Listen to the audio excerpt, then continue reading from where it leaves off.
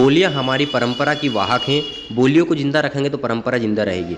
यह बात साहित्य अकादमी मध्य प्रदेश के निदेशक डॉक्टर विकास दवे ने कही। डॉक्टर विकास दवे पुस्तक मालवी हिंदी लघु कथाओं के लोकार्पण समारोह में अध्यक्षीय उद्बोधन दे रहे थे।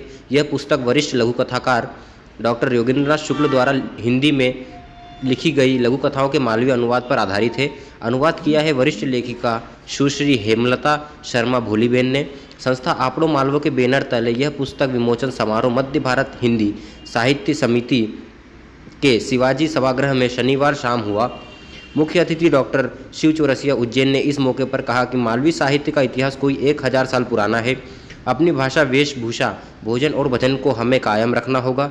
लघु कथा विधा का जब भी इतिहास लिखा जाएगा तो उसमें वरिष्ठ लघु कथाकार डॉक्टर योगेंद्रनाथ शुक्ल जैसे इंदौर के लघु कथाकारों के योगदान का उल्लेख निश्चित तौर पर रहेगा।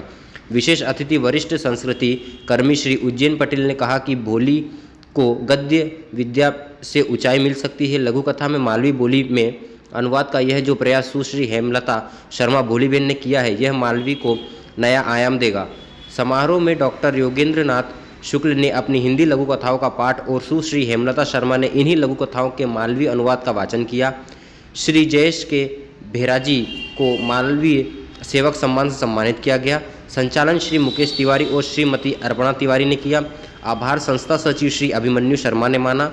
समारोह में साहित्य, कला, संस्कृति और शिक्षा जगत के अनेक वरिष्ठ जन के साथ ही बड़ी संख्या में साहित्य प्रेमी मौजूद थे। देखिए तिमिर किरण से जया शेट्टी की रिपोर्ट।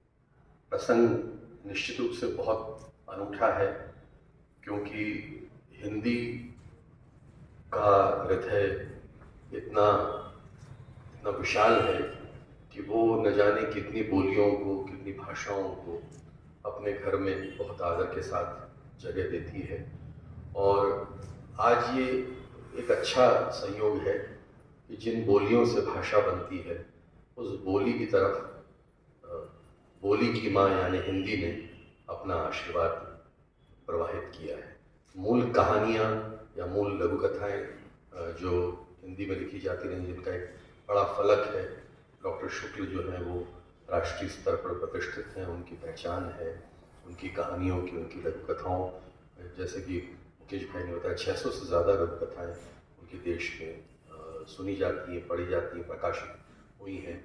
तो मुझे लगता है कि ये अनुवाद का सिलसिला मालवी को विस्तार देने के लिए एक महत्वपूर्ण पड़ाव साबित होगा और नए नए आयाम बोलियों के लिए तलाशना पड़ेंगे। बोलियाँ मुश्किल में हैं, उसका कारण ये है कि भाषा भी मुश्किल में है।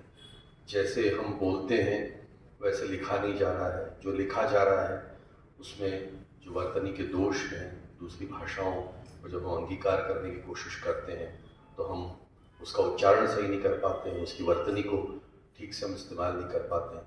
तो ये एक बड़ा मुश्किल समय है, ख़ास करके ये संचार क्रांति का जो समय है, इसने हर व्यक्ति को लेखक बना दिया है, फेसबुक की खास करके उसकी लोकप्रियता के बाद। और हम ऐसे समय से विकास भैया गुजर रहे हैं जब सूचना को, इन्फॉर्मेशन को ज्ञान माना जाने लगा है, जो कि एक बहुत मुश्किल ज्ञान जो है वो तो गुरुजनों के सानिध्य में रहकर, वर्षों स्वाध्याय करके, मार्गदर्शन प्राप्त करके, बहुत चिंतन मनन करने के बाद में ज्ञानी होता है आदमी। लेकिन अभी तो स्थिति ये है कि एक 12 लाइन का पीस लिख दिया तो आदमी इस दम से भर जाता है कि मैं ज्ञानी हो गया। तो ये मुश्किल समय है, लेकिन इसके लाभ भी हैं कि एक आज़ादी मिली है। कई कारणों से कई लोगों को मंच नहीं मिल पाते, कई लोगों को, जैसे कि भोली बहन ने किया है कि उन्होंने बहुत अच्छे तरीके से व्हाट्सएप ग्रुप के माध्यम से मालवी को प्रसार देने में, रोज़ नए नए लोग जुड़ते हैं, अपनी बात कहते हैं, अपनी टूटी फूटी मालवी में, अपनी बहुत अच्छी श्रृंगारित मालवी में। तो एक मंच तो दिया है बोली को, इसमें कोई शक नहीं है। लेकिन रामनारायण उपाध्याय, उनका नगर है खंडवा, वहाँ पर बिल्कुल देखिए एक खामोशी थी पिछले 5-7 साल से। परसों अभी आयोजन खंडवा में दादा की स्मृति में, उपाध्याय रामा दादा की स्मृति में खंडवा में हो रहा है। तो ये स्मृति प्रसंग वगैरह सब बहुत ठीक हैं, कार्यक्रम होता है, पुस्तक आती है, पढ़ी जाती है, फिर वो कल की बात हो जाती है, अपने कामों में लग जाते हैं। लेकिन बात वही है कि हम सब बोलेंगे तो बचेगी मालवी। वह बात है कि घर में आप उसको थोड़ा थोड़ा बोलते रहे। जिस जिस मंगल प्रसंग पर आपको लगता है घर में कोई छोटा सा आयोजन है तो उसमें कुछ मालवी गीत उगेरे जा सकते हैं तो उगेरिए उन गीतों को। अगर घर में कोई बुजुर्ग हैं तो उनको रिकॉर्ड कर दीजिए। अभी जैसे गाया जा रहा था यहाँ पर, ठीक है, फिल्मी धुन पर मालवी गीत गाया गया, लेकिन मालवी में तो था। कम से कम इस बात का तो इत्मीनान हो सकता है कि हेमलता बहन ने एक मालवी कलेवर देने की, मतलब मैंने तो मेरी बारात में भी इतने पगड़ी पहन के मेरे साथ में लोग नहीं थे जितने अभी सामने बैठे हुए हैं। तो ये भी मालवी का एक ये वैभव है, इसका एक मजा है और इसकी लज्जत है। और मैं विकास भाई को यही बोला था कि मालवी का मतलब ये मालवी को दूसरा ना हो ही सके, मन मानी पड़ेगा। और ये भी सोचना पड़ेगा कि अब जो मालवी की स्थिति है, अब मैं मेरे परिवार में पिताजी के बाद में, माँ के बाद में अंतिम व्यक्ति हूँ जो अभी घर में मालवी बोलता है। मेरा लड़का जो है वो मालवी बोलता नहीं, समझता ज़रूर है लेकिन बोलता नहीं। मेरी पत्नी गुजरात से आई है तो वो एक संस्कृति हमारे घर में आ गई है। माँ निमाड़ की है, पिताजी मालवा के, मैं इंदौर का हूँ।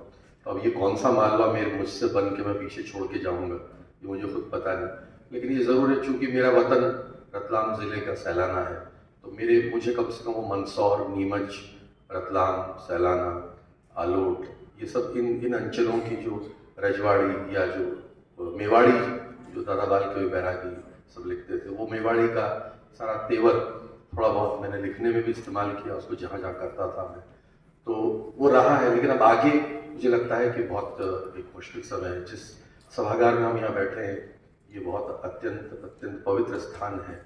वीणा का प्रकाशन यहाँ होता रहा है और 3 या 4 साल के बाद वो 100 साल की पत्रिका हो जाएगी। और 1947 में पहली मालवी रचना दादा श्रीनिवास जी जोशी की वारे पट्टा भारी करी, इसी पत्रिका में सबसे पहले छपी थी।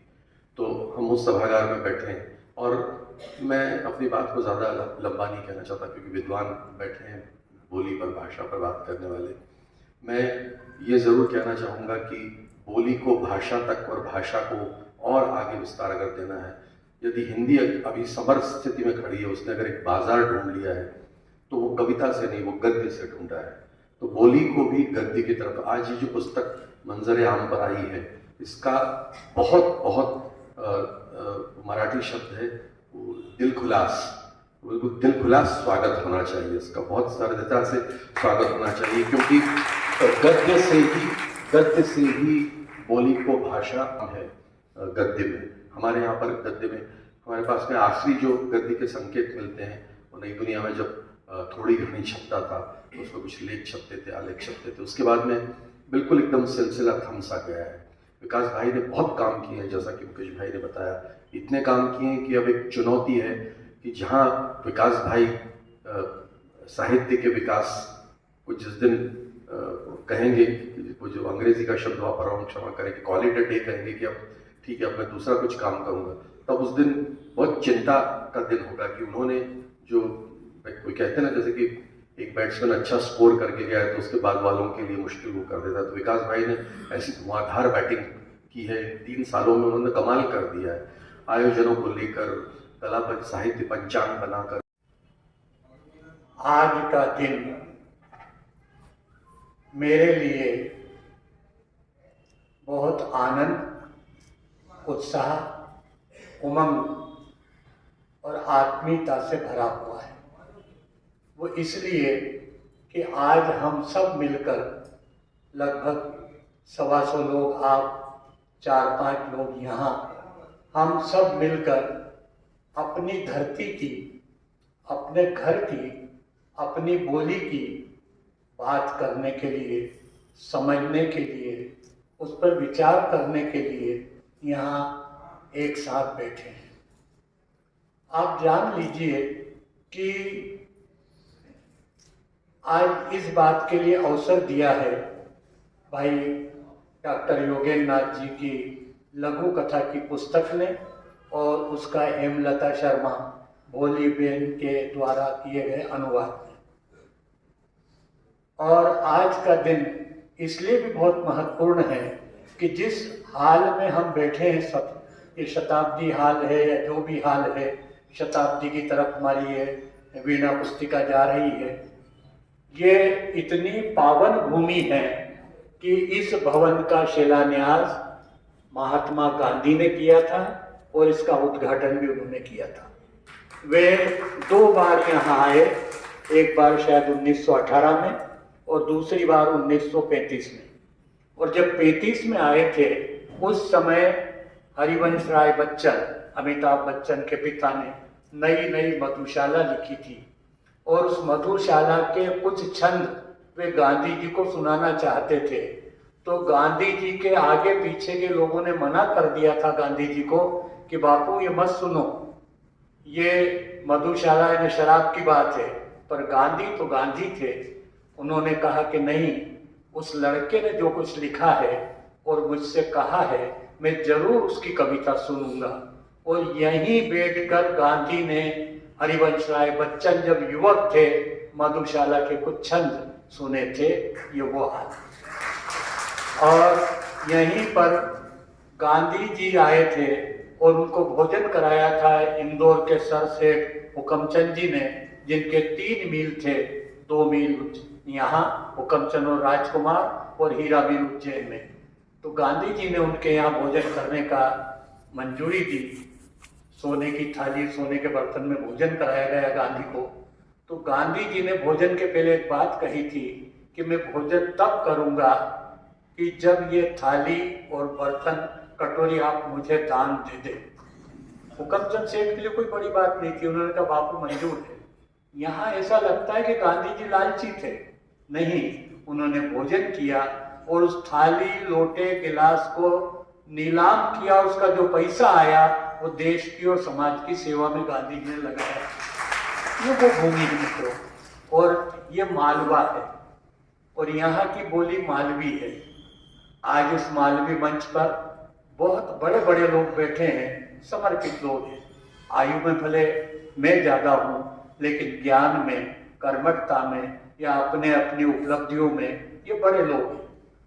हमारे आज के कार्यक्रम के अध्यक्ष हैं डॉक्टर विकास दवे, बहुत अच्छे लेखक, बहुत अच्छे वक्ता, बहुत अच्छे संगठक और भारतीय संस्कृति के प्रति जी जान से समर्पित व्यक्तित्व, ऐसा व्यक्तित्व जो हमेशा भारतीय धर्म और भारतीय संस्कृति के प्रति निष्कलंक रूप से, निश्चल रूप से सदा समर्पित है। और ऐसे निश्चल सह समर्पित व्यक्ति को शासन ने मध्य प्रदेश साहित्य अकादमी का निदेशक बनाया है।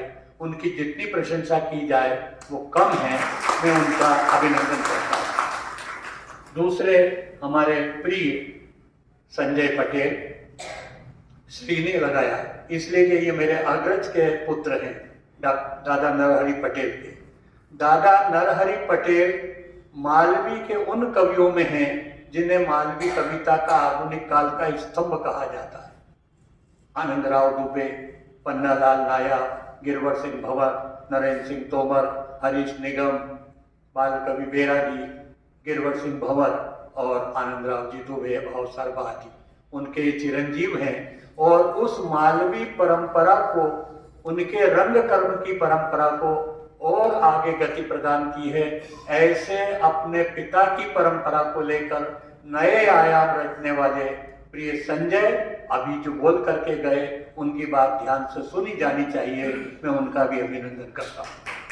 और मंच पर जिनकी पुस्तक का अनुवाद हुआ, डॉक्टर योगेंद्रनाथ शुक्ल।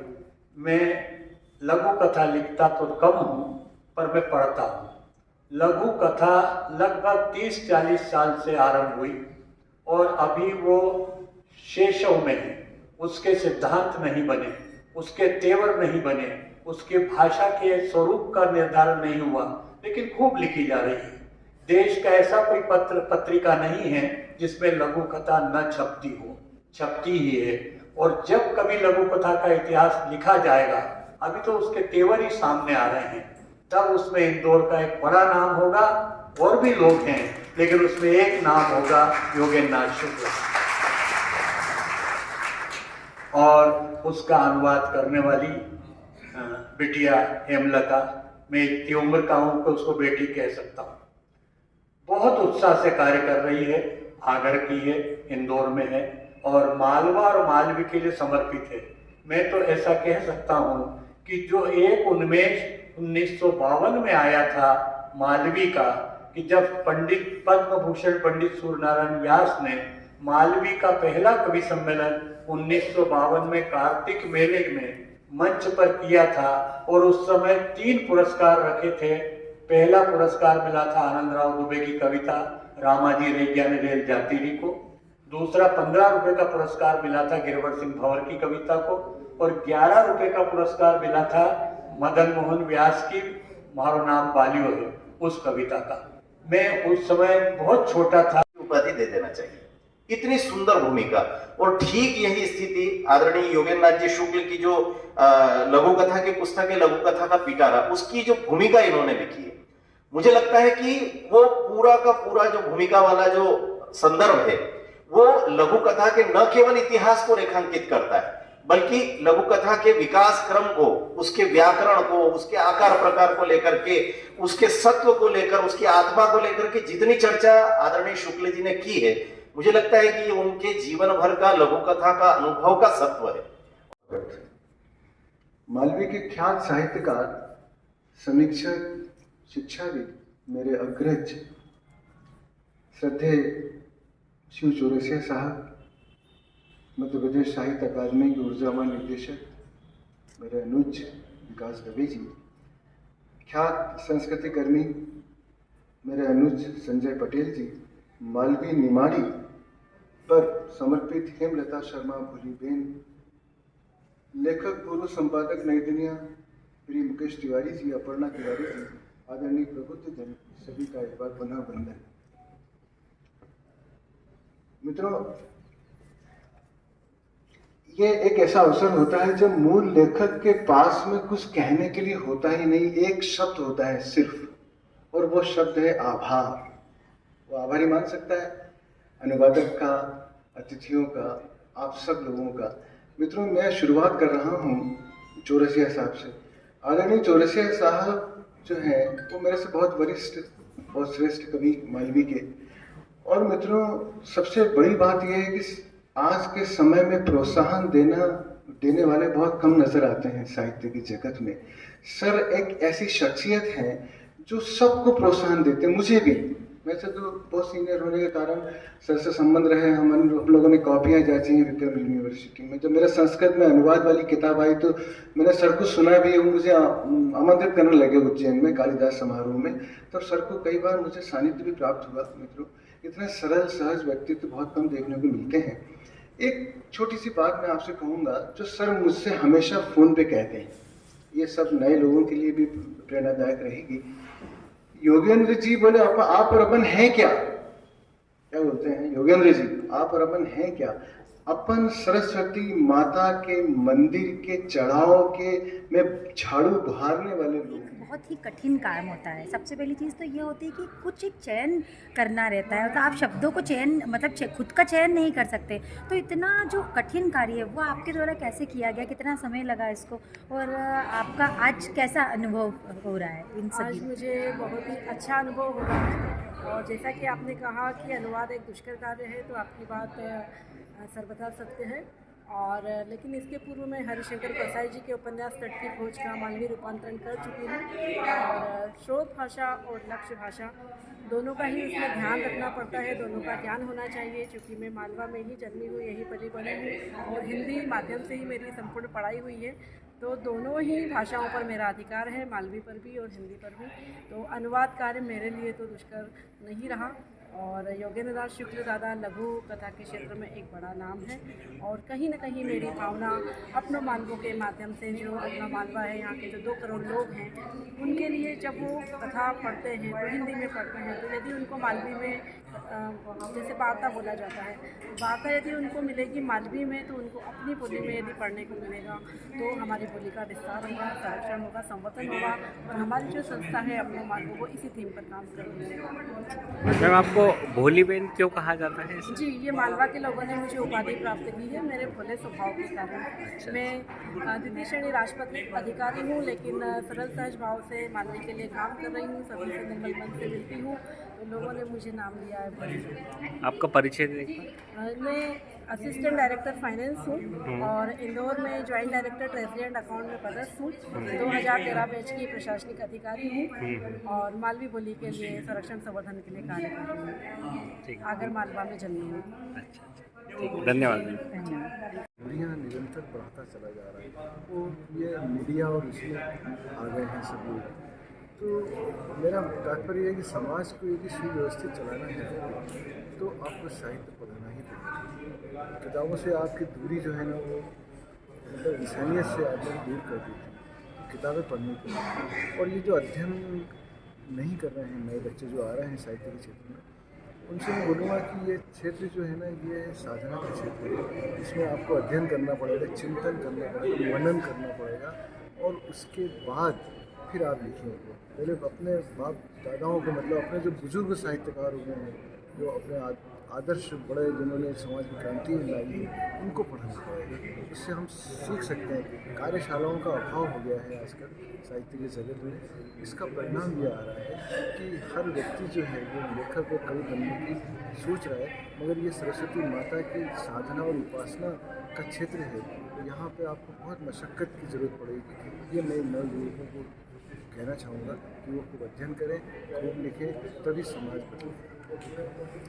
सर, जैसा कि आज जो युवा हैं उनमें धैर्य की बहुत कमी है और इतना ज़्यादा धैर्य नहीं रहता कि इतनी बैठक में बैठ भी पाएँ, तो सर मुझे लगता है सर इस तरह की कार्यशालाएं लगातार होना चाहिए।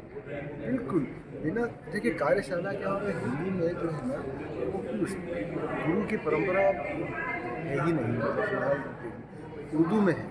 उर्दू में उस्ताद परंपरा आज भी कायम है। हमारे हिंदी में सभी उस्ताद हैं, तो अब वो हम सीखेंगे कैसे? तो सीखेंगे कोई इसकी कॉलेज तो है नहीं साहित्य को सिखाने वाला, या कोई स्कूल हो या कोई पाठशाला, ऐसा कुछ है। अध्ययन और किताबें ही यही उनकी वर्कशॉप है आजकल की युवा पीढ़ी के लिए। यदि वो पढ़ेंगे तो वो सीखेंगे। ऐसा क्या साहित्य पढ़ें कि नवयुवक सीख सकें? ऐसा आप कुछ क्या बताना चाहेंगे कि क्या साहित्य पढ़ें? साहित्य का क्षेत्र बहुत व्यापक है मेरा, इतना व्यापक है कि व्यक्ति को 10 जन्म लेना पड़ेंगे, इतनी शाखाएं चल रही हैं। साहित्य का बहुत बहुत दरख्त है, उसमें शाखाएं फूटी हैं, कविता है, कहानी, उपन्यास, रेखा चित्र, संस्मरण, है ना। तो ये इतनी सारी शाखाओं को आदमी कैसे कर सकता है?